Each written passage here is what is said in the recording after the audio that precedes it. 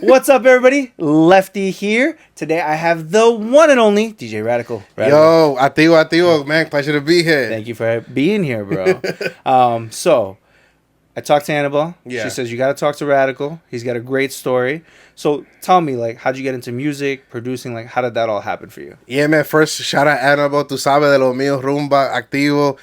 Man, just, I got into, playing instruments and singing in church when I was little.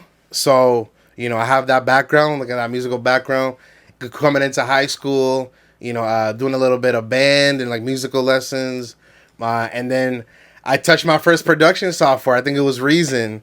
We're talking like early 2000s Reason on a Mac in like 8th grade, man. Yeah. And that started like bringing me curiosity. And then I think the next year they opened up a music production class. Like the first thing I jumped. And then we started using GarageBand. I was also taking drumming lessons. So it was like really cool to see like, those drum patterns and like in the software and applying it to like, on a computer level, right. And then from there, like, literally finding a copy of FL Studio on the internet, watching YouTube tutorials, man, for real. Like, I'm talking like... I haven't heard Fruit Loops in a while, my guy. I haven't heard about that in a minute. That was the first music production I heard about. I know. Yeah. Side note, laptop upgrades. If you get it, so if you bought it like in the you got it for life. For life. But yeah, man. And like a lot of the reggaeton producers were using it at the time. Mm-hmm. And I remember a DJ Blast had one called Tutti Frutti or Frutti Tutti. And I'm talking teenage me, just looking at these tutorials, and I got into it, got some libraries, and you started playing around and showing my friends, and man, the rest is history. Honestly, that really sparked that that fire and that wave of like this artistic pursuit. Right. So what was your first like beat that you made, or like do you remember the very first like instrumental you put together? Man, like what was that process like?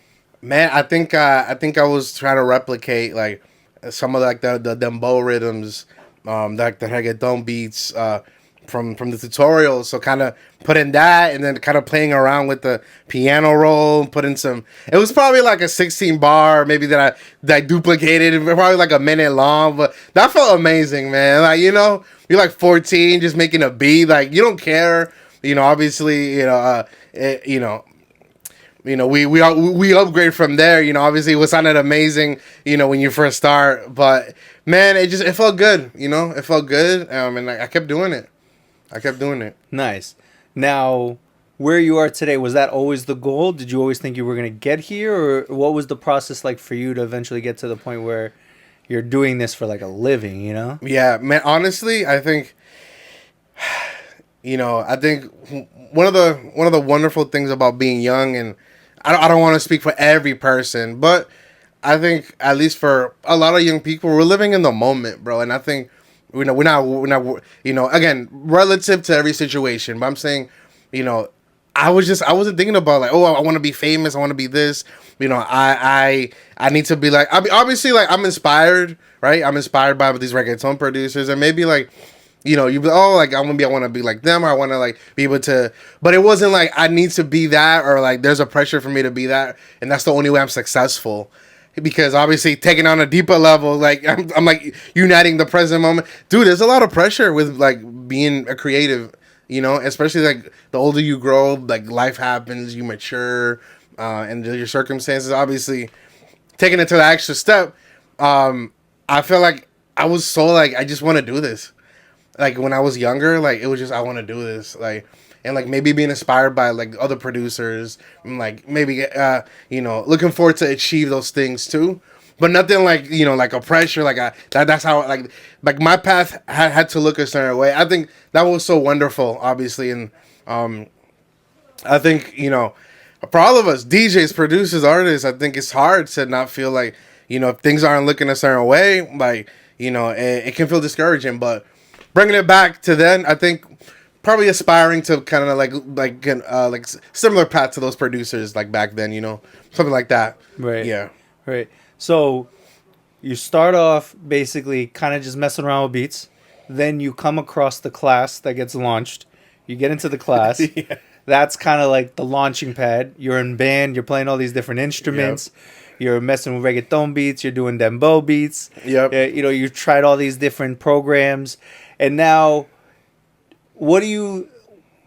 Is there like a certain way you like to develop music? Or how do you go about when you're sitting down and you're like, I'm going to do something from scratch? Like, what's your process? Man, I think, you know, there's so many things, man. I think getting inspiration, I can literally, like, I think what's beautiful about inspiration is that, you know, if you, at least for me, my process is like opening myself up to like the moment, the opportunity to be inspired.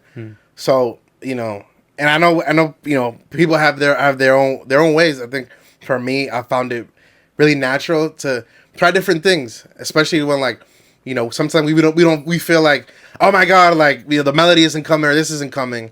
You know, I think I learned to be inspired by things just like going to the beach, no music, just soaking in the sun, bro, like the seagull, and like maybe something will pop up. You'll hear, like, I don't know, maybe the ice cream truck pulled up, and that will trigger a melody in my head, and then I'll just put it on my phone real quick, like a voice memo. Or maybe you hear some kids chattering, or you'll hear like "Dale friquitona," or like, you know, you hear something. Like, I think I find the inspiration in, like, in ways where it might not feel so obvious. You know, I've learned to allow myself to do that, but I also enjoy like taking time to just listen to records, like put on like go through the rabbit hole of like the YouTube vinyl, like vinyl rabbit holes where like it'll be maybe people spinning old DJ records. You know, that's pro tip 101 right there. Yeah. You know, great source. YouTube is a great source. And going through YouTube that University, bro. That's where I learned everything, my guy. I'm with you on that. Don't play with YouTube University. Bro, don't play.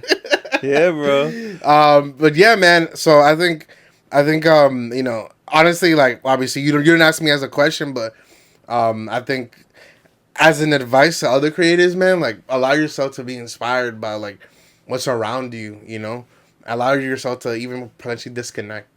You know, you disconnect to connect I feel like it's like a circle. You know, but yeah. No, I get that, bro. I completely understand it, because sometimes you find yourself feeling stuck in a certain like pattern or certain way. Like for me, I DJ full time. That's what I do, and then I run a social media company. So like sometimes I feel like I'm playing the same shit at every single party, and then eventually like a bunch of Bad Bunny will drop, or like a whole bunch of, and I'm just like, let's like Nokia, like, you know what I mean? Like you got all these new hits. Yeah. You're like, it's like refreshing, you know what I mean? You have a whole bunch of new shit. So for yourself now, do you feel like producing is just what you want to do, or like do you enjoy DJing just as much, or how do you kind of balance between the two? Right. I think you know, I've found a pocket for myself where I want to, you know, kind of create and develop, like, you know, my production, and kind of use that as like the asset to kind of push that into like the, you know, DJing and like building that community.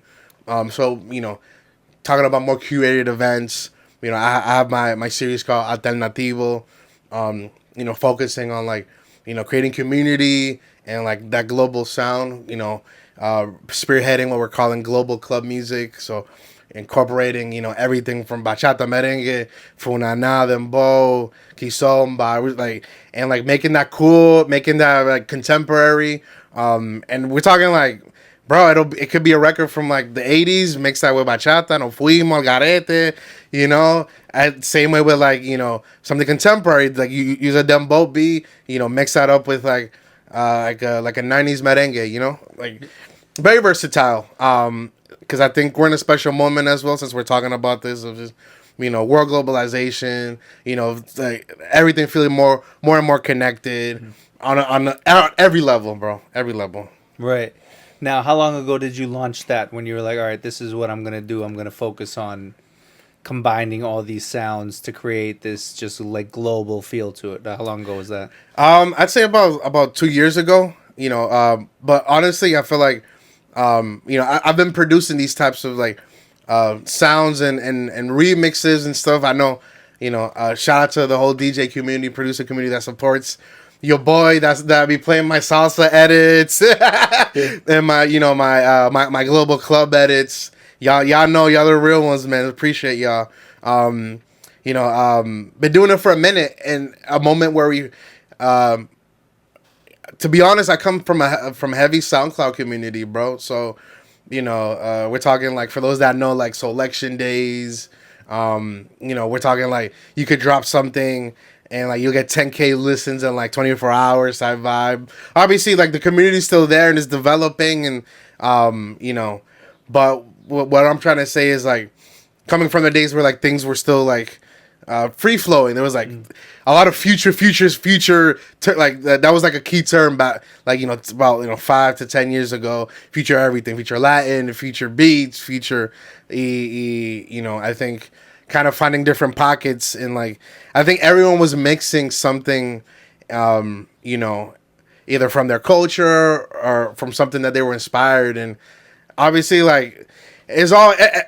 I feel like the investment of music of itself is always futuristic. I think what's cool about the term being coined now, a little bit more global club, global sound, is kind of unifying it, be able to find a more digestible word for people to like kind of like the same way, like like I said, like a dembow, reggaeton, like trying to find something that feels like you can relate to it and like identify it. Oh, that sounds like the global club stuff, blah blah blah, etc etc. So I think now, with everything unifying and everything becoming more universal, I think people are feeling a lot more open and like more out the box with like mixing stuff, mixing the R&B with the kizomba, or doing the bachata with with the dembow, with the reggae, so yeah.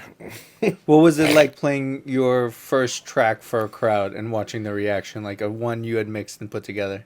Man, it felt surreal, to be honest. It felt surreal. I remembered, like I said, like maybe 7-8 years ago, like dropping these remixes on SoundCloud, with random names too, because the SoundCloud police would hit. Yeah, bro. Yeah. Yeah, I know. Yeah. Mm-hmm. Crazy. I think one of my records that like really got the people moving, Mas Queso, which was like a future baile funk thing that I made, back then, playing that out loud in like a in a show in LA with like hundreds of people was amazing, man. So I think coming full circle, just be able to do that, I think that really pushed me and motivated me to kind of find that balance of where like I putting out what I create and also kind of pushing a sound, and also like kind of building that and like moving it forward, man, and kind of like excited for what's to happen. I think again we're in a very interesting moment where things are continuously developing music wise, dude. Like even on a pop level, Billboard level, like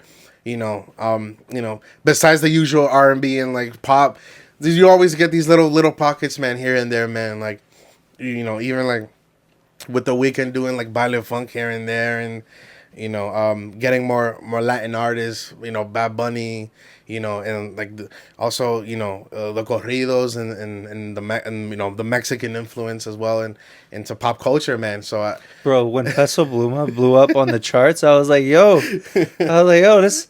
I had never, because I was DJing at a Latin spot down the street from here called Panella. Okay. Yeah, and I was like, yo, I've never, because I'm always used to like reggaeton, dancehall, dembow, merengue, salsa, like, that's like as traditional. Like I knew that's what I'm always gonna play at this place. But when like that whole Peso Pluma feel came out, I was like, yo, I've never dropped this. I have no idea how it's gonna go, because like I never had heard anything like it. You know what I mean? I only just played what was on the charts in terms of what I was playing. So just watching so much more be accepted on a global level when you're saying that, I'm like, yeah, I definitely understand that now. Yeah. I think it's beautiful, man. I think it works hand in hand as well. I think I know that personally speaking, from a person who's like kind of been building that sound and like working it, like and as a DJ too, I know you have your thoughts. Like things take time to flesh out on the dance floor. I mean, I love to hear your thoughts. I know you're currently you're out there, very consistently, obviously, and you can share to what you feel, but you know, like with everything, like even when like house music and like you think about something like Jersey Club, dude. Like, I think it was very interesting when when you started hearing like the Lil Uzi Vert thing and and all these newer cats coming out, and I'm like, wow, it makes you it makes you wonder of how like that timeline, especially in America, because I feel like we could go different levels, man. Like, I think how sound moves in America is different from like Europe. It's different from even Latin America. Canada could be similar to, you could say, North America ish, whatever. But yeah, I think it's an interesting time. And like I said, like, being able to like actually like, let's be real, like, Massachusetts, Boston, like, where like it's comfortable to play like, older music because it's easier to connect, and like sometimes you feel like you have to play that. So playing something new, innovative can feel tough. So when you raise the bar, sandwich the shit. You know what I mean? I'm like, all right, I got a song that I know is gonna hit. I'm gonna try some new shit, and then I got like, if I need to save myself track, you know what I mean? Like, yeah, no, one of those, Yeah. So it's like a shit sandwich is what I call it. I'm like, all right, we're gonna try this and see if it hits. If it don't hit, we out of it real quick. Because I grew up New York style, you know what I mean? So like every song I'm playing is maybe 45 seconds, a minute 15 tops. Gotcha. There's songs that like I'll be hanging out with other DJs and they'll play the second verse and I've never heard it. Like I've never heard the second verse. Yeah. So yeah, I definitely, you have to find those pockets of like, all right, I'm gonna play it now, see if this crowd will fuck with it or not. Yeah. So now, did you get into DJing because of music production, or did you like go to an event, or like did you see something? Like, how did that happen for you? Yeah, man. I think for me, DJing started. I think going to events early in college. College parties. You have you got the dorm room DJ. Y'all know who you are. We were all out there, bro. You know what I'm saying? Mm-hmm. So I feel like that's like where it be starting. Seeing that and like thinking about it, and like and like low key, like I'm like, ooh, how would I DJ? Like, ooh, that transition. But you're not gonna, I never been a person to be like, yo, bro, like that transition was whack or blah blah blah. Like, whatever, just have fun. I'm just looking for what it works. Like if I'm at a party, like, bro, it's like there was this phase where all of a sudden everybody was hating on sync. Like the sync button, right? I don't know if you remember that, but like everybody was just like, nah, fuck sync DJs, blah, blah, blah. And I'm like, yo, bro, they rocking a party? Is the music they doing? Like, is it getting a reaction? Because nobody cares that the fact that they got the two songs lined up for them. Like, nobody gives a shit. Nope. Right? Like, you and I, if we're DJs and we walk by and we see it, maybe we'll give a shit. Right. Because we grew up. Like, I grew up beat matching. Like, I started on CDs, you know what I mean? Like, there's people who started on vinyl and shit like that. So it's like, what works, like, bro, I think, I think the worst thing to be is that DJ in the club, in the party, in the corner, like sneak diss and like, yo, F that dude, dog. Like, that's when shit was whack. Bro, just have fun, dude. Mm-hmm. Just have fun. Like, I think you said it yourself best. I think, and maybe you've had that experience where it just feels like, like not everyone's criticizing. It's a party. It's like, it's supposed to be like, think about back in the day, like freaking tribal freaking party. Like, I don't even know what to, like tribal, like I'm calling it a party, but like, like where everyone's in a circle and the whole village. You got too fired.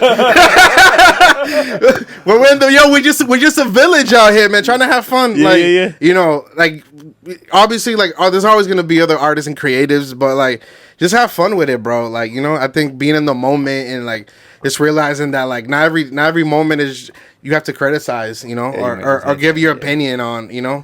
I think it's tough though for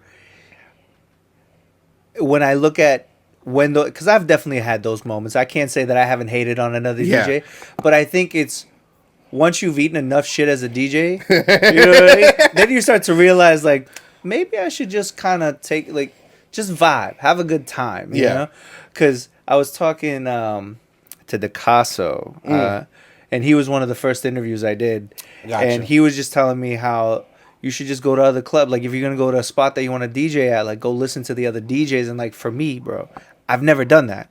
Like not because it was anything against the other DJs. Yeah.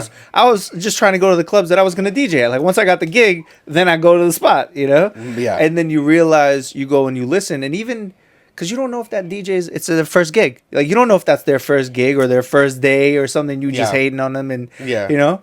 So it's you learn so much if you spend time with other DJs, right? And just listen to them. It doesn't mean that they're gonna be good or they're gonna be bad, but you might pick up. Like I love listening to other DJs now. Before I used to be like, if I'm not DJing, Like it's whatever. Yeah, Like, if I'm not, you know. Yeah. So, for you, how do you read a room? Like when you're about to DJ and you're about to, really get into your main set or really start to bring that energy up. Like what are you looking at? How are you developing it all? Right. I think first like kind of looking at the assignment, and I say that very very objectively. Like if you know you're a headliner, you might have more wiggle room. You know that quote unquote you might be expected to play the hits. right. But me personally, I think I like to come prepared like with put a decent library. I think every DJ has the method to the madness, but bring enough tracks where that could be even like pro tips, sets from other successful events you've done. You might have this could work here too, blah blah blah. Like I said, like those little things that you can bring back, right? It doesn't mean that you have to play the same set in every event. Obviously, that's not what I'm saying. Right. Very, very, very respectful distinction. But what I'm trying to say is, coming prepared, bringing like a good library. I think I also, like I said, know what you're coming into. If you're the only one for the night, you already know you're kind of in control. Unlimited songs that you. Yeah, you got limited songs and just you and the crowd. The crowd. Like obviously, if we're talking multiple DJ night, then like kind of look, if you're the opening set, maybe you got more leeway to play the B-sides, the stuff that that like prime time, like the shits that was definitely hitting like a few years ago. Exactly. You're not crushing all the hits early on Exactly. and then leaving shit for the exactly. Yeah. Also, another thing that I don't know if everyone does, but listen, like if you're you need me to adjust this, bro? So you can hold it. Like, maybe. I see you I'm holding like, it. Yeah. I'm Hold on, I got you. Hold on. So thank you. bring it up, and then you need to like. Okay, yeah, let right. me know where you're good. That right there is good, Right right here? Yeah. Just tighten it up. I got you. Okay. All right. So right there is good. Yeah. All right, cool. If you need to bring it closer, you can. I appreciate it. Yeah, We're yeah. not editing it out. Yeah. That's solid. Now that all stays right That there. stays bro. right there. Start to finish, my guy. But yeah, no, I think I like to pay attention to what's happening in the party, like for real, Right. for real. I don't necessarily, again, contrary to popular belief, I know a lot of DJs will come literally like 5 minutes before their set. Great if you want to do that. I don't think you don't have to do that all the time, or if at all. Every DJ does what they want to do. But if you got time, dude, come early. Like, grab a couple of the free drinks that you're probably gonna get anyways, and just vibe out and like see what's happening. Versus just you come in and maybe you got the pressure of like now I gotta figure everything out because I have no idea what's happening. Again, obviously depend on the situation. If this is like a curated concert event where like people are waiting for your set when there's gonna be a pause, that's different. If it's a curated DJ now where it keeps going and going, maybe consider it. Obviously, there's no rules to this, y'all. That's the beauty of it. But be open, be flexible, and like shit, bro. Come early sometimes if you can. Listen, I know sometimes you be gig hopping. Listen, I know you might have an opening set at 9 in one spot, and then you got the closer, or you got the 12 a.m. So I get it, but it all depends. Again, use your common sense. Like you know what venue you're going to, etc. So I feel like that's some of the tools that I use for sure. Right. So you're basically going in. You're trying to, if you can, get there early to kind of feel out the room, have a drink, kind of get a vibe on the crowd. Yeah, man. And then from there, you're going up, and you're like, all right. Yo, I'm gonna be real right now with you.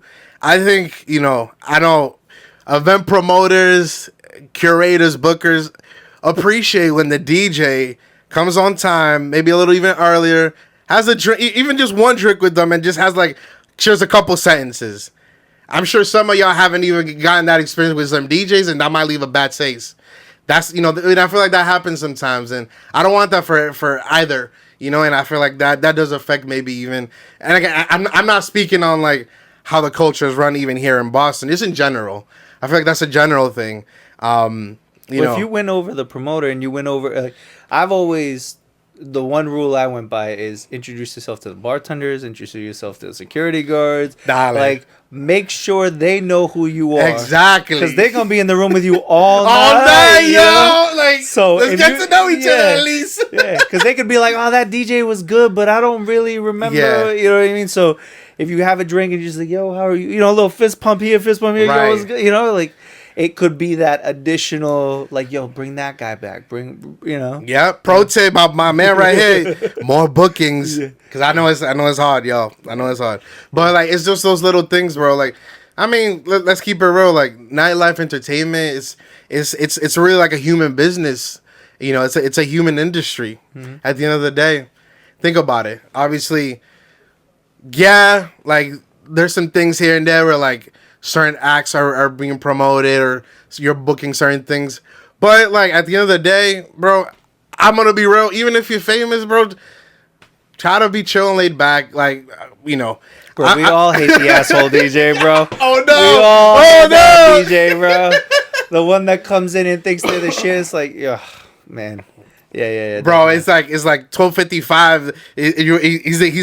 They're on 1 a.m. and you're like, dog, the fuck, bro? Mm-hmm, like, what's about to happen? And then they just come in, like, boom, boom, boom, like, and just put that stuff, like, bueno. Like I said, DJ etiquette 101. Yeah, bro, I agree. The one thing Big O told me, bro, I remember Big O specifically said this to me when I was interviewing him. He goes, it's how much trust can I put in you that you're going to show up to the gig, be professional about it, and make me look like I hired someone who's got their shit together. You know, be early, have your shit ready. Like, there's something to that I think most DJs think like, oh, I just got to rock a crowd. As long as I rock a crowd. Yeah, but if the people you're working with don't know if you're going to arrive on time for your set, bro, like, it's interesting to see because I think a lot of people view DJing like from the outside as like, yo, just the guy pushing buttons. But then when you're talking to the club owner, when you're talking to the promoter, like these guys are thinking, all right, if I do more gigs with this guy, like, all right, I'm going to make money, but is it going to be in a way where I'm going to have to chase this person down? Yep. You know? Yep. So for yourself now, when you're putting everything together, when you're promoting yourself, what do you think the one thing that stands out about you is that people really enjoy and want to like be around that energy for? Yeah, man, I think I think I pride myself in professionalism. Like I said, which includes the communication, doing good business, you know, even contracts, man. I'll keep it real. I think keeping it a buck with you know everyone's own experiences. I think once everything's clear and both parties feel good, and a lot of times that could require some more conversations and some contractual agreements. Let's talk percentages. Let's talk bar splits. And have those emails, yo. Keep the receipts, yeah. Keep the receipts, my guy. Yo, I heard this. If there was no email, it ain't real, bro. If there was no email, don't count on it. Yo, I texted him, bro. Nope. My God. And it's crazy because, bro. Yeah, it was wild. Man, like, I didn't realize how serious the email game was, bro. Like, I looked at it like, when you first come up, you're like, emails? Fucking emails? Like, who still emails? And then you realize anybody who does business, email. That's how they keep track of everything, bro. Absolutely. Yeah. I mean, like I said, like, even in a court of law, like an email is 100% legal. Like, I'm sure text, obviously, like, we see the famous cases right now where they're pulling up all the text. Yeah. But, like, we don't gotta go through that. I think that like the legality already of the email is a lot more that ecosystem, and that it's more organized. And I feel like, let's be real, I think coming into it already, if it just there's another level of like, I'm gonna be honest, of business, and like there's some respect to it. you can agree or disagree, bro. But like when you're coming into something and there's emails, like I feel like the way you're looking at it, the way the other person, maybe the business, the hotel, the bar, the venue, it's different, bro. It's a different conversation. It's a different conversation. I think as a DJ though, early on you get nervous to ask for a contract because you're just like, oh, I got the gig. If I say something that fucks this up, and then, I remember my first contract. I'm like, I'm writing all these like disclosures that I think need to be included and shit. You know what I mean? Like all this stuff, and then you realize. Now, if you just keep it simple, write out the terms, and then make sure that there's nothing on there that, like, they can just get rid of you whenever, like, I think that's the number one like, concern that I always have. Yeah. So what, like, when you're putting together something, like, what do you try to touch up on in your agreements? I think, obviously, data performance, how long the performance is, the booking fee, the venue, the name of the venue or the promoter, who's the guarantor, and, like, pro tip here, like some terms, if there's late payments, bro, put in a clause. I'm gonna be real, y'all. This is university. Put in a clause. They're gonna think twice. And like I said, like, I haven't had this experience, but again, like those things are executable in a court of law. And like, if it comes to that point, bro, like I don't know if there's DJs out there that's been years and y'all haven't gotten paid, but sometimes these are the things that like can help so that those things are minimized. Like I feel for it, bro. I think especially like you said, like it's tough, and I'm gonna be realistic. It's not like here radicals come in and say, yo, like a young up and coming DJ is gonna pull up a contract and get bookings because these promoters are vultures. Like it's wild, bro. It's on the street. I'm gonna be real. Like I understand that it's not easy. I think knowing who you're working with and finding people that you can trust and then kind of build upon that. Obviously, like at the end of the day, try to cover yourself, try to cover those grounds, you know what I'm saying? And try to do as much good business as possible. And like, obviously, it's one of those things that sometimes like, chalk it up to the game, but like, don't do it to yourself like 3, 4, 5, 20 times. But listen, man, we can talk on that. I know it's hard. Like I said, I know there's DJs out there that haven't gotten paid. My Boston DJs, I know some of y'all still haven't gotten paid, bro. Bro. We don't gotta mention names. For that shit, bro. I did a club. They were like, "We're gonna pay you $200." Early on in my game, I didn't know, So they tell me $200. I'm like, "Word, $200 to DJs? Fucking amazing, like cash, blah blah." We get there, and there was another DJ before us. They pay him. The night was quiet, so he lets us hop on. We get on. The end of the night comes. The promoter turns to us and like, "I can give you $20." Yo, man. Bro, wow. I'm sitting there and like I wanted to fight him, like, literally, like get this, like, what? And he's like, "I can give you $20." I was like, "Keep your 20." I just walked out. I was like, "Fuck this," So when you say that, I'm like, "Yo, I definitely understand." And like I said, bro, it's like I said. It's really like, obviously like none of us wants experience or learning. We don't want that for our other peers and for the up and coming DJs right now who, are turning 21 and or maybe doing the college parties or whatever. It's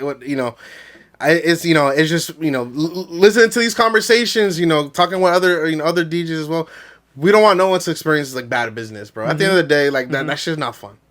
So we're coming here is like to validate, and like that's that vulnerable shit that like DJ don't talk about, bro. Like motherfuckers, almost like people ain't getting paid, and to end the cycle, let's teach this next generation too what's been happening, On a general level, it's not just Boston. Like let's keep it a buck. Yeah, this is industry wide. Don't think that now. Oh my God, like Boston is just the worst city to DJ. No, that's not what we say. It's actually really fun out here. All right.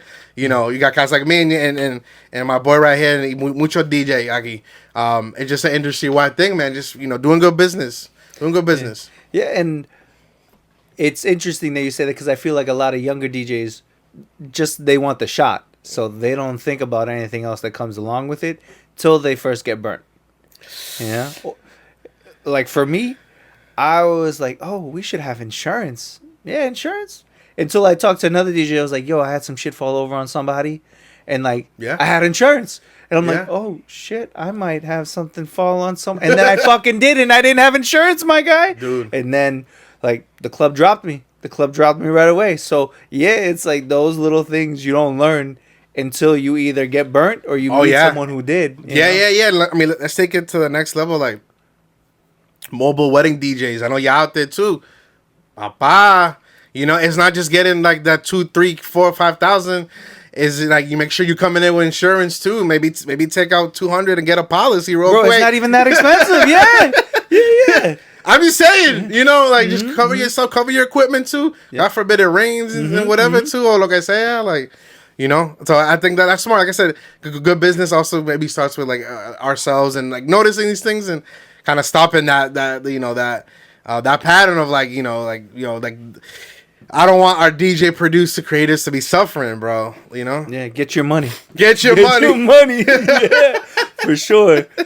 Now, for yourself, what has it been like as you've come up being around other... Because, like, some of the people that I see around you, I'm like, yo, they got a fucking tight squad. Like, the names, the people, the crew. So, what do you think you get from the people around you that's kind of helped you kind of sharpen your path? Yeah, I think one, I'm very grateful. I think being with other producers and other DJs, now having this opportunity where I'm at Rumba and we got the Mas Flow DJ crew, man. We got DJs of all levels. I think it's really fun and cool to like see like from on the younger side. To like the more mature industry heads. Obviously we got Rico Chocolate, we got Ronnie Flea, Brian Armas, we got Big O, Castaneda, and all the other cats that that are involved. That if I didn't mention, obviously it's because there's so many. So I feel like you got people just there already that like I'm seeing and how they're interacting and doing business and what they're mixing with, and I think it's dope. I think seeing how business is done, seeing what is inspiring the new kids, or like new in the sense of like more younger up and coming. That's not to call them like que son chamaquito chiquito. No, of course not. I'm saying like that fresher energy, right? Like I'm in my 30s. We're talking about los chamacos que están en sus 20 todavía pushing. You know what I'm saying? And really digging into like the sounds and really diving into the culture and like having fun with it, honestly, like I said, it inspires me on both ends, to kind of see that and take that and it pushes me to kind of look at, okay, what do I enjoy? I enjoy, curated events, working my own production, and building upon that and kind of building, like a scene and a community around it. So I kind of take those bits from that and kind of put it into my own. So I think it's dope. I think I kind of take an opportunity to kind of observe and like learn from everybody, and even how like people, we got the mixes, we got the boys mixing like, Friday, Saturday, so Mas Flow DJs, ¿Qué pasó? Estamos activos, you know what I'm saying? Make sure you check out those mixes every weekend, you know what I'm saying? Right. Now, when you first started working at Rumba, was there a DJ who like came to you and put you under their wing, or what was that experience like walking in the first day? What was that like? Man, I think walking in was great, man. I think it was still new, and I think, to be honest, I think I was fleshing it out. I remember starting it out with Rico Suave, and then further along then came Chocolate, and like now we got so many. So I think I think it was more of like a camaraderie, like we were all doing this together, and kind of building the station from the ground up. So I think Rico and Choco like really were those first ones like that we were building it up, like as it was starting, literally. I mean, it's still for Boston. I mean, we could go into it's still a baby station, right? I think we're about three years in, and we're doing great, man. Like the community has received it with so much love. I think the city needed it. Massachusetts needed it. I mean, I always only heard music, like Spanish music, on AM radio. You know what I mean? Like yes. there was no FM stations that really were just rocking. That I was like, yo, this is where you find it. Yeah. Yeah, man. I think I think what's wonderful, obviously, like when you're that leader. Now there's multiple, without name dropping. There's multiple Latin stations, FM now. Yeah. It's like it got lit. Mm-hmm. Well, once they saw the success, they duplicated it. Like you can't hate it, but at the same time, you led the charge. Yeah. Honestly, and I think you know, when you learn to see it that way, I feel like it's so much more rewarding. Like, so we're setting the tone for the city. You know, we're putting on something special that like, this is what it created. You know, so I think it's dope, man. Kind of being an epicenter with Boston. You know, as well as I've been working on a podcast as well with Gabriela Salas. You know, producing it, and that's great too, man. Is that what I saw on your IG? I think it was that I saw some. Yeah. So okay, yeah. me and her have been working with it, man, and it's been awesome, and really getting the community involved, and you know, even getting some, you know, we have some important figures like David Ortiz pull up and Nice. and do stuff, man. So it's on both ends, not just music and entertainment, but the culture piece too, man. So I think it's special what's happening. So yeah, I think we're in a good place, man, in the city for it, you know. Right. When you can become more than just a radio station or more than just a podcast, and you're able to touch multiple things going on, not just in someone's life, you know what I mean? If you can just be like you say, Yeah. David Ortiz, like you don't think music, you think baseball, you think, you know, Right. so just to start incorporating a little bit of everything, there's something refreshing to that. You know? Oh yeah, man. I'm talking like last week. Last week we had some folks from Neighbor Health, from East Boston. Like I'm saying, like we're talking like real community stuff, like, and you're speaking with them about like like mental health and like stuff like that, and like the resources and how like Neighbor Health is a resource. Like this is not non-paid advertising, this is just real. This ain't sponsored. It's an example of like the things that we're doing with the community and working with the community. So I'll like I said, I'll freely say, like, if there's someone in your community that you feel like we need to bring on, Que Pasa, and we also have a partnership with Jammer 94.5. What's up? So sister station. So on any level, like, hit us up, radical.one on IG. I know it's early, but I'm plugging it in because like we want to get the people in the community. And my host Gabriela Salas también. And you got the Roomba page. So we want to hear from the community. Like, what does Boston need? What does Massachusetts need? Who do we need to listen to? Like, if you got something to say, we want to hear it. Yeah, bro. That's a good way to put the pulse of Right. the city on, So I completely agree with you. Like, yeah, man, there's something to be said about people who are they stay in their lane, but they always find ways to include things that include what's going on in the cities. Right? Oh yeah, So, man. Yeah. When you think about doing a podcast, or you think about the guests you've had, Yeah. do you have a favorite conversation you've had? Man, I think the conversation with Richie Pena, Grammy Award winning producer, I think it was very, very amazing because I think I was able to hear like the trajectory of him, and also like from like a Dominican American as well. Like I'm also Dominican. Grow up here too. He grew up in Charlestown, so to hear his story and like kind of see like certain similarity in how he developed and the things he had to do, what inspired him, like like roommating with Don Omar and stuff like that, and like shout out Richie, man. That was has been one of my favorite ones. Not only just learning Boston like on like a personal level and like artistic level, to kind of see like that come up for someone like who was able to make it that big, Right. I think it was a good conversation. And side note, you can find all the podcast episodes now on our radio app. Ya tu sabes. Let's go, bro. Let's go. So, when you sit down with a podcast and you're thinking about having a conversation with someone, or you're about to sit down with somebody, what is your process in terms of having the best possible conversation with them? Like, how do you go about it? Yeah, man. I think obviously asking those preliminary questions, and obviously I think making sure they're feeling comfortable, making sure that I think the first thing that is important with everyone you interview obviously is believe it or not, like, what's off limits. I'm gonna be real, that is a legitimate question. What's off limits?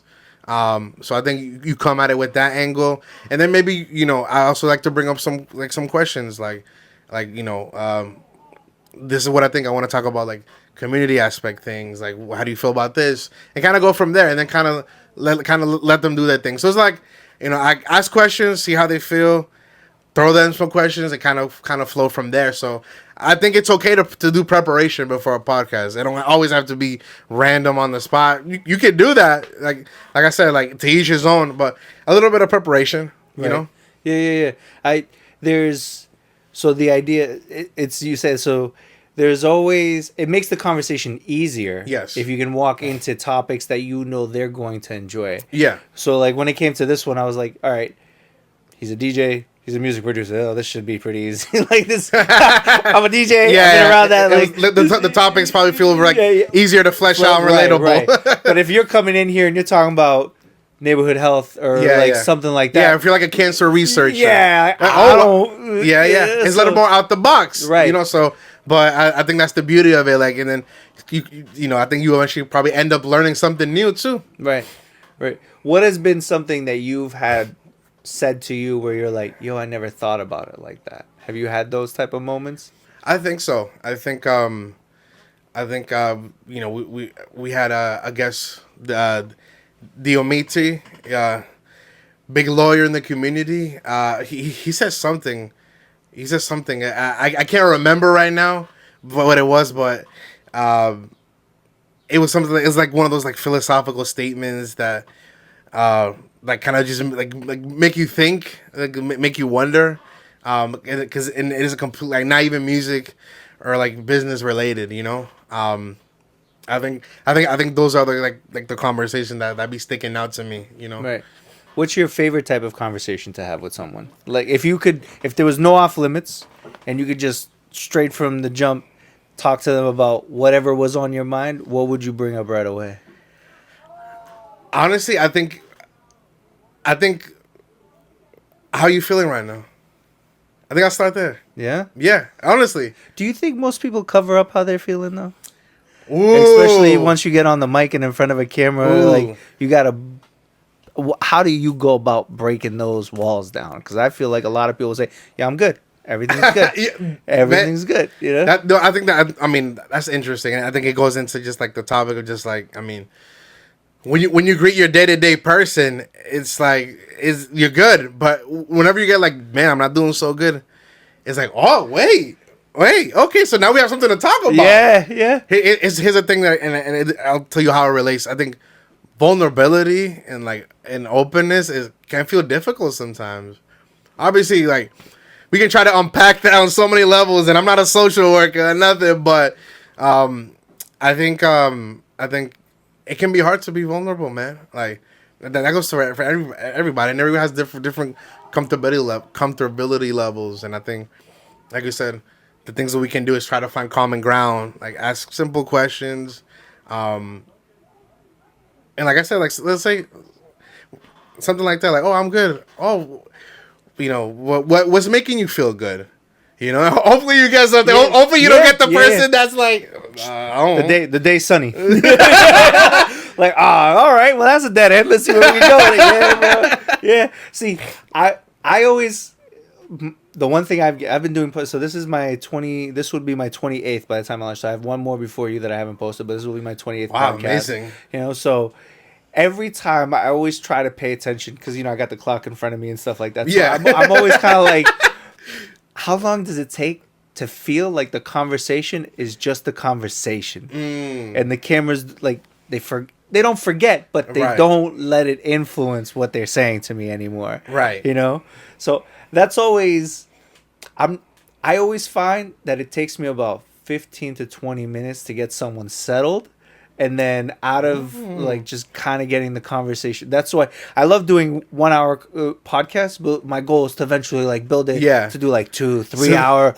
Because then you're getting like deep, I know, right? Do like a Drake Champs thing. Oh, bro, like I've had a few, and the coolest shit is, I don't know if you've had this, but when you get off camera and if they hang around for a little bit, like you'll have some real ass conversations with people because you spent an hour talking about their interests. Yeah. And then, I've had people tell me relationship stuff off camera. Like I've sat down, had a drink afterwards, and sat at someone's house for like 2 hours after the podcast. Yeah. So now, when you look at your podcast and where you're trying to take it, is there a certain goal you have in mind for this year, for this month, for this week? Like, how are you scaling it in your mind, right? Like, not metric wise, but just in terms of how you feel. Like, similar how you said at the very beginning, you're like, hey, man, I didn't care about becoming a music producer or getting into the radio. I just knew I liked it. I Right. liked it, and I Yeah, just yeah. wanted to keep doing it. So, what do you gauge the pie? Like, how do you know you're still having fun? Yeah. Well, I think, obviously, like, this is in conjunction with Gabriela because she's the main host, and I mainly do the production, but obviously being part of that and seeing that, I think what's great about that is having those conversations with her and kind of seeing that. I think, I guess, looking at like what has been done so far, right? Looking at like what guests we had and kind of like looking, okay. And I think the priority is to like I said, it's still brand new to the community. I think we want to hear more. We want to hear more. And building up on that. And I think, building up to the point where like, we get more, more people even from like the government, maybe from corporations. Nonprofits are great, bro. And as well I as do nonprofits. yeah, man, it's amazing the network you can get into through nonprofits. I did UTEC, I did the Boys and Girls Club, and just you start to realize a lot of the people on those boards are serious players in the community, and they're giving back their time on that. So when you think about, like, I'm curious about the network health thing, right? Yes. Like how that came about for you, because it seems like it's completely left field from what you would normally do a podcast on. Yeah. So how did you get that going for you guys with Gabriela? Yeah, I think I think she's obviously constantly in the community. She's constantly like, in events and networking and like, trying to help out as well in whatever way she can. And I think meeting some of these people, having that conversation, and I think, again, and I think it's a very important thing. What I'm about to say is like, mental health, especially like in the Latino community, in the Latino conversation. I feel like it's still not talked about as much, man. And I think it's presented a good opportunity to really talk about it and flesh it out and like put it on a platform like Rumba, which is like a voice for our community. I think Why do you think it's so difficult to talk about, bro? Because I agree with you. I agree with you.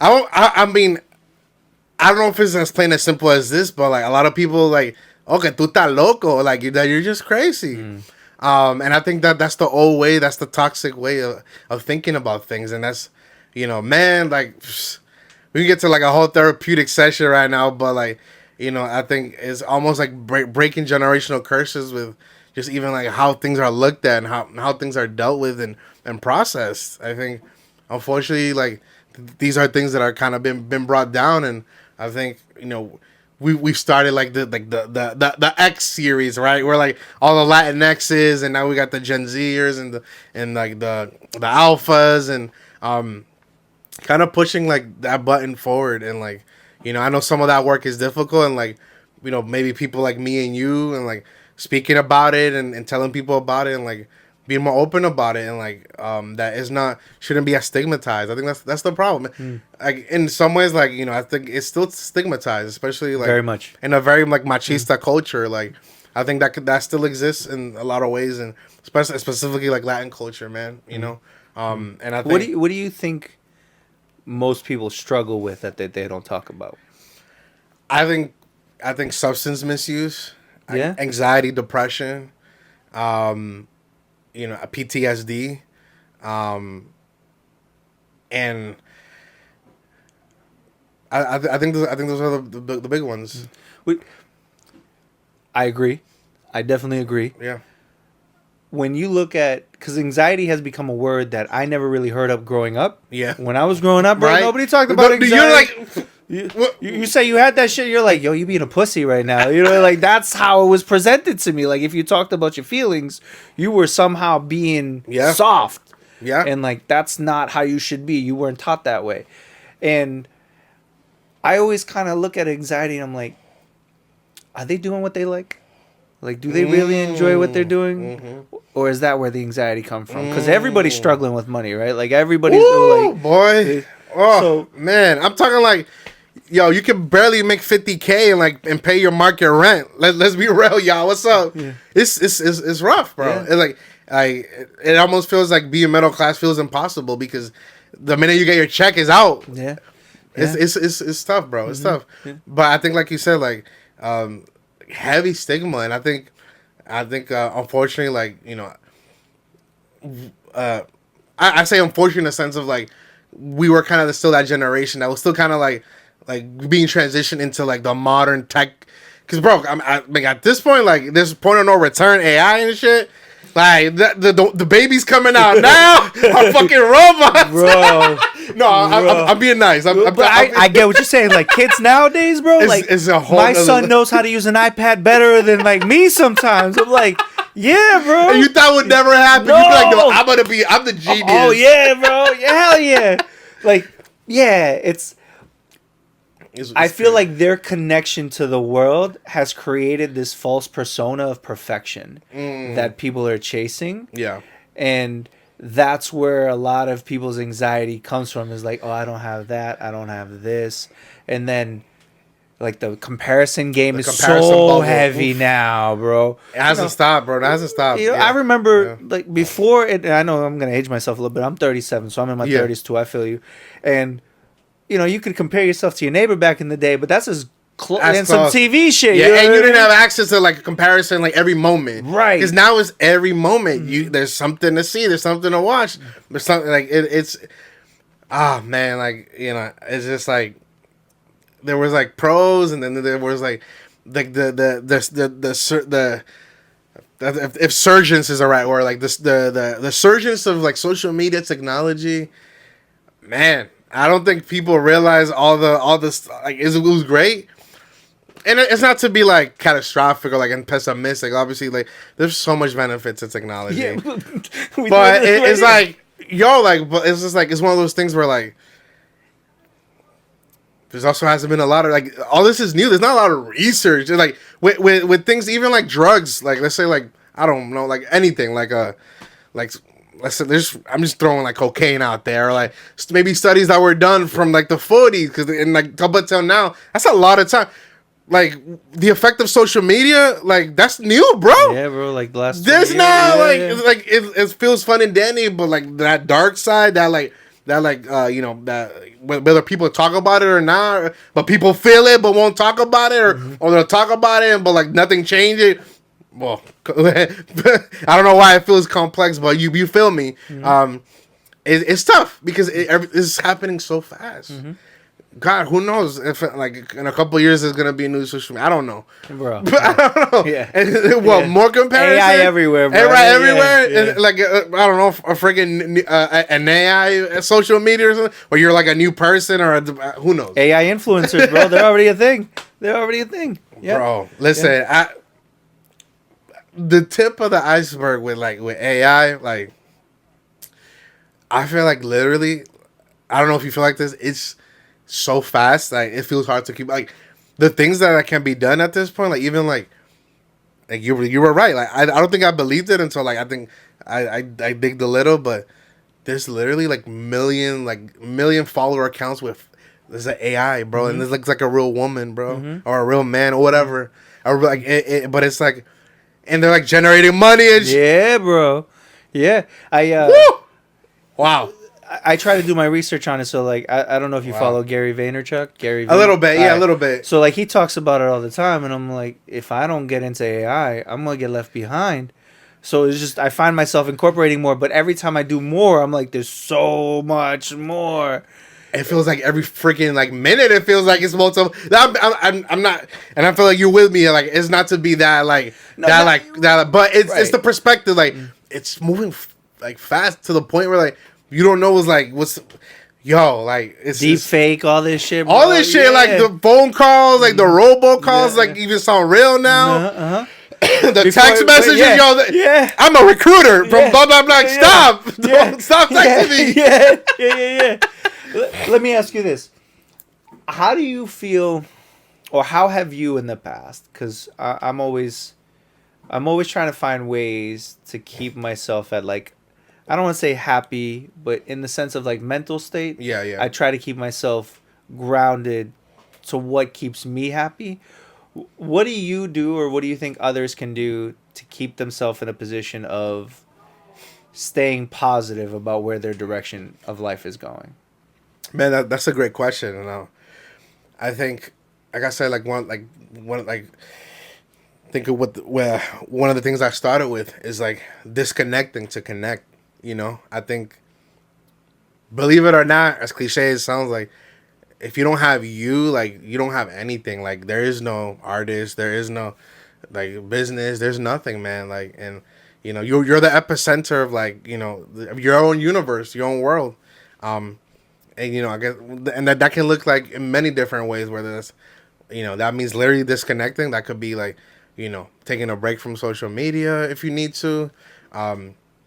You know, going on nature trips. You know, spending more time with like loved ones, or doing that thing that you know you've been wanting to do for a long time, and you're eventually trying it. That could be hiking. That could be, I don't know, going to the Appalachians. You know, but doing something that you know, like I said, like could not even be relative to like what is your day-to-day life.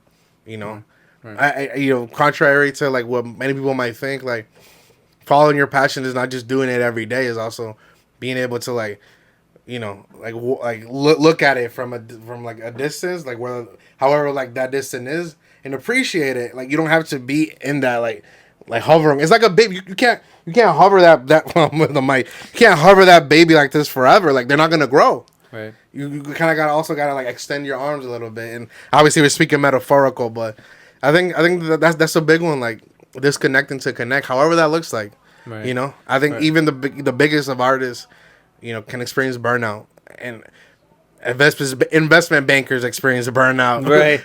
Yeah. You know, a lot of people like any field. Mm-hmm. I think that's an important one, man. For real, I think burnout is real. Yeah. Burnout is real. Yeah. You know. There's this phase where I think you go through life where like you can't wait to have it all, and then once it becomes your day to day, and it becomes the norm, you start to realize that like, yo, maybe disconnecting from this a little bit just to have a quiet moment, is something that I might need. You know. Now as we wrap up here, I have two final questions for you, bro. And these for me are the two questions that I like to ask because it gives me. I feel like I always get the best advice from these two. So okay. I'll, and it might be the same answer for both. Sure. But I'll ask them this way. So, if future you came back to this moment right now, and was gonna give you advice about what's going on in your life right now, what would he say to you? Ooh, wow. I think. Wow, I think.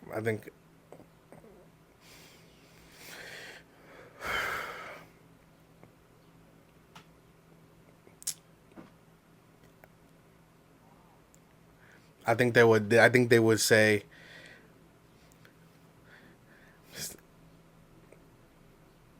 and I think I was gonna say as cliche, but I think it doesn't matter what. I'm sure all the answers, even if they might sound cliche to like an outsider, have so much profoundness, and a lot of simple things, you know, are actually one of the most profound things. But I think they would say, stay calm, stay grounded, stay present, and don't worry so much about what's gonna happen. You know, I think a lot of us might live in a constant like loop of like anxiety of like thinking about what's gonna happen in the future. Like how's my career gonna look? How's this gonna look? Like how's that? And that's not to say like put actions towards it, but a lot of ways that I feel like we experience that burnout or that crash is like we're trying to do this thing that feels like this like invisible like goal or object that instead of getting closer to you getting further from it in a miraculous way. So I feel like my future self is telling me to keep doing what I'm doing and don't worry so much about like how it's gonna happen. Right.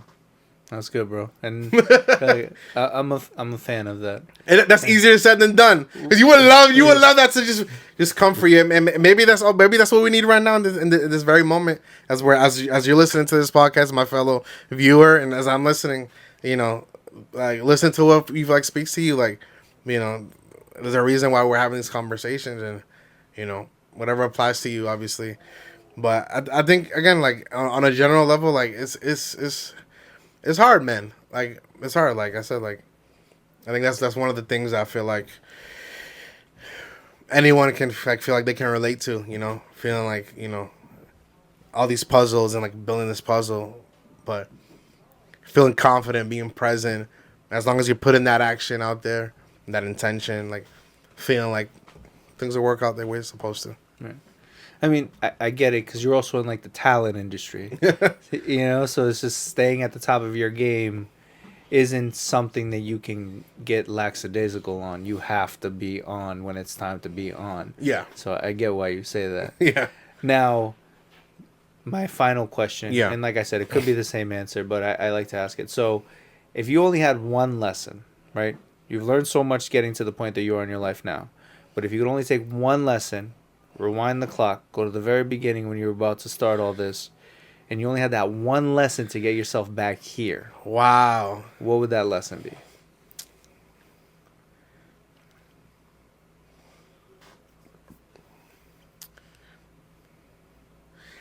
I think it would be don't believe everything you think. Challenge it to see if it's true. Until you have proof, it's not true.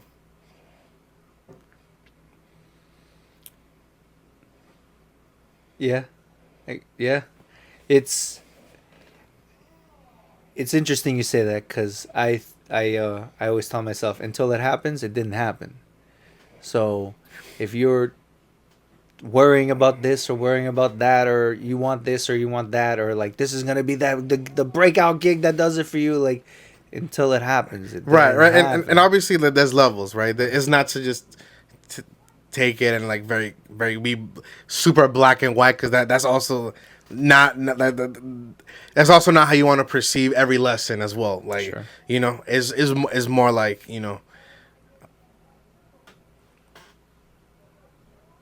the mind and how it works and like maybe perceiving something, a situation or an event or something maybe that even hasn't happened, feeling like, oh, like this is the truth and that's the only truth, when in reality it could be so much different. You end up talking to that person or going to that event or doing this and it's probably not as bad as you thought. Right. All right, bro, as we wrap up here, how do people follow you, social media handles, SoundClouds, whatever it is that they can find you on to see what you got going on? Where do they how do they follow you? Yeah, man. I'm on most platforms. I'm on Radical One, radical.one, Spotify, SoundCloud as well. Like you can check out my remixes and all my salsa edits and stuff on my SoundCloud and on my Instagram as well. And let's stay connected. I'm also on Rumba, Rumba 97.7, and let's keep it locked, y'all. For real. Thank you, man, so much. It's been a pleasure. Bro, thank you for being here, my guy. I love it. I love the conversation, man. Yeah, this was fun, bro. This was fun. All right, everybody. Lefty, Radical. I'll put all the social media. We are out of here. Peace.